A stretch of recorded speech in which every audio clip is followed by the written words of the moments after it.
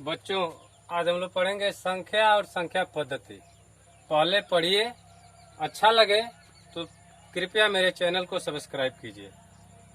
देखिए, आज हम लोग पढ़ेंगे संख्या पद्धति में अंक, प्राकृतिक संख्या, पूर्ण संख्या, सम संख्या, विषम संख्या, भाज्य संख्या और अभाज्य संख्या।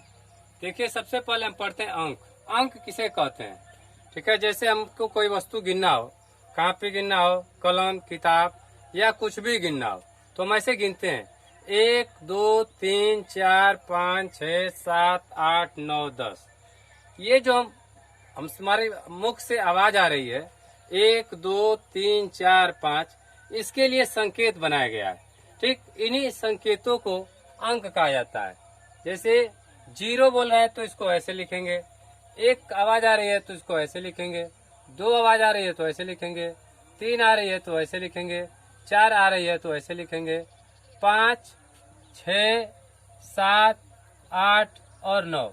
इस प्रकार से हम इसको लिखते हुए चले जाते हैं। ठीक है, इन्हीं को अंक कहा जाता है। इन्हीं अंकों की सहायता से ये सारी संख्याएं बनी हुई हैं। ठीक, यानी कि हम वस्तुओं को जो गिनते हैं और गिनने के लिए जो आवाज आती है, उस आवाज के लिए जो संकेत बना है उसे अंक कहा जाता है। ठीक है, अब अंक में इसी कड़ी में हम लोग आगे पढ़ेंगे प्राकृत संख्या। प्राकृत संख्या किसे कहते हैं? ठीक है, तो प्राकृतिक संख्या उसे कहते हैं जिसकी सहायता से हम वस्तुओं को गिनते हैं। यानी कि जिन संख्याओं के द्वारा जिन संख्याओं के द्वारा हम वस्तुओं को गिनते हैं या जिन संख्याओं का प्रयोग वस्तुओं को गिनने में किया जाता है, उसे ही प्राकृत संख्या कहा जाता है। जैसे 1 2 3 4 5 6, इस प्रकार से ये संख्याएं अनंत तक जाती हैं। इनकी इन संख्याओं का कोई भी अंत नहीं है। यानी कि इन्हीं संख्याओं के सहायता से अगर किन्हीं वस्तुओं को हमें गिनना होता है तो उसे गिनते हैं 1 2 3 4 5 6 7 8 9 10 11 12 अनंत तक गिनते हुए चले जाते हैं। इसे ही प्राकृत संख्या कहा जाता है। ठीक, अब देखिए, अब जैसे मान लिया, अब अगले है पूर्ण संख्या। पूर्ण संख्या किसे कहते हैं? जैसे मान लिया हमारे पास संख्या है 1 2 है, 3 है, 4 है, 5 है, 6 है, 7 8 9 और आगे अगली संख्या हमें लिखने के लिए हमें एक संख्या की आवश्यकता पड़ती है, उसे कहा जाता है 0 शून्य। यानी कि अगर हम 1 2 3 4 5 6 7 8 9 लिख लिए, अगर हमको अगली और संख्या लिखने की आवश्यकता पड़ेगी या इस संख्या को आगे बढ़ाने की आवश्यकता पड़ेगी, तो हम इस संख्या को बिना शून्य की सहायता से आगे नहीं बढ़ा सकते हैं।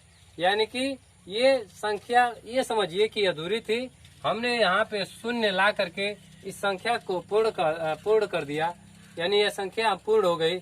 इसीलिए जब इन प्राकृत संख्याओं के साथ जब शून्य को भी साथ ले लिया जाता है तो उसे पूर्ण संख्या कहा जाता है।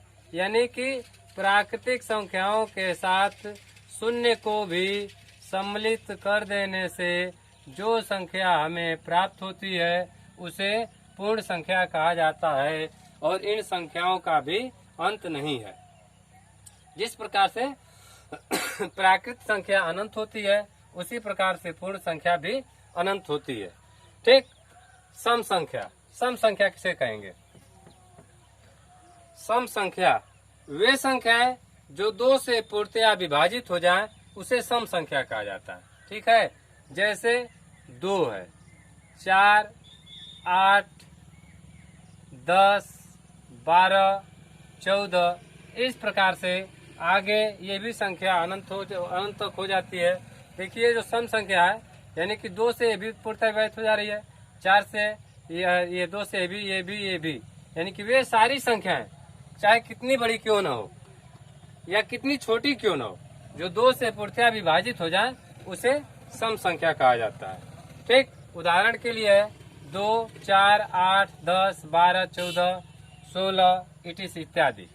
ठीक है, विषम संख्या किसे कहते हैं? वे संख्याएं, इसका ठीक उल्टे परिभाषा इसकी होगी, वे संख्याएं जो 2 से पूर्णतः विभाजित न हो, वे संख्याएं जो 2 से पूर्णतया विभाजित न हो उसे विषम संख्या कहा जाता है। जैसे 1 है, ठीक, 3 है, इसके बाद 5, 7, 9, 11, 13, 15 इत्यादि। विषम संख्या देखिए, 1 में 2 से भाग देंगे तो विभाजित नहीं होगा, 3 में भाग देंगे तो भी नहीं होगा, 5 में देंगे तो भी नहीं होगा, 7 में देंगे तो भी नहीं होगा, 9 में देंगे तो भी नहीं होगा। यानी इन किसी भी संख्या में अगर हम 2 से भाग देंगे तो इस दी हुई जो हमारे सामने संख्या लिखी हुई है, ये भी संख्या 2 से पूर्णतया विभाजित नहीं होगी। इसी प्रकार से अनंत तक बहुत सी ऐसी संख्याएं हैं जो 2 से पूर्णतया विभाजित नहीं होती हैं। वे सारी संख्याएं जो 2 से पूर्णतया विभाजित नहीं होती हैं उसे विषम संख्या कहा जाता है। ठीक, उदाहरण के लिए अभी आपको मिटा रहा हूँ, लिखा था। अब देखिए, भाज्य संख्या, संयुक्त संख्या या यौगिक संख्या, यानी कि भाज्य संख्या को ही संयुक्त संख्या या यौगिक संख्या कहा जाता है। ठीक, अगर कोई आपसे पूछे कि संयुक्त संख्या किसे कहते हैं, तो जो परिभाषा भाज्य संख्या की होगी वही परिभाषा संयुक्त संख्या की होगी, वही परिभाषा यौगिक संख्या की भी होगी। यानी कि भाज्य संख्या को ही संयुक्त संख्या तथा यौगिक संख्या कहा जाता है। ठीक, देखिए, जैसे भाज्य संख्या कहते किसे हैं? ठीक, वे संख्याएं जो स्वयं तथा एक के अलावा दूसरी संख्या से भी विभाजित हो जाए उसे भाज्य संख्या कहा जाता है। जैसे देखिए, हमारे पास संख्या है 4 है और एक संख्या 6 लेते हैं या 8 लेते हैं। ठीक है, ये जो 4 जो है 1 से विभाजित होगी और 2 से विभाजित होगी, 1 से और 4 से विभाजित होगी, इसके अलावा 2 से भी विभाजित होगी। 6 है, 1 से विभाजित होगी, 6 से विभाजित होगी, इसके अलावा ये 2 से विभाजित होगी और 3 से भी विभाजित होगी। 8 है, 1 से विभाजित होगी, 8 से विभाजित होगी, इसके अलावा यह 2 से होगी और 4 से भी विभाजित होगी। इसका मतलब देखिए, ये जो 4 है 1 से विभाजित हो रहा है और 4 से विभाजित हो रहा है। ये 6 है, 1 से विभाजित हो रहा है, 6 से भी। 8 है, 1 से विभाजित हो रहा है और 8 से भी विभाजित हो रहा है। यानी कि भाज्य संख्याएं उन्हें कहा जाता है जो एक तथा स्वयं के अलावा किसी अन्य संख्या से भी विभाजित हो जाए उसे भाज्य संख्या कहा जाता है। ये 8 है, 2 से विभाजित हो रहा है, इसके अलावा 2 से और 4 से भी विभाजित हो रहा है, तो इसे भाज्य संख्या कहा जाता है। और जिस प्रकार से इन सब संख्याओं का कोई अंत नहीं है, उसी प्रकार से भाज्य संख्या का भी कोई अंत नहीं है, अनंत होती है। ठीक, अब इसके बाद देखिए हम पढ़ते हैं अभाज्य संख्या। अभाज्य संख्या किसे कहते हैं? वे संख्या, देखिए, अभाज्य संख्या को असंयुक्त या ऋण संख्या कहा जाता है। यानी कि जो परिभाषा अभाज्य संख्या की होगी वही परिभाषा असंयुक्त तथा ऋण संख्या की भी होगी। ठीक, अभाज्य संख्या किसे कहते हैं?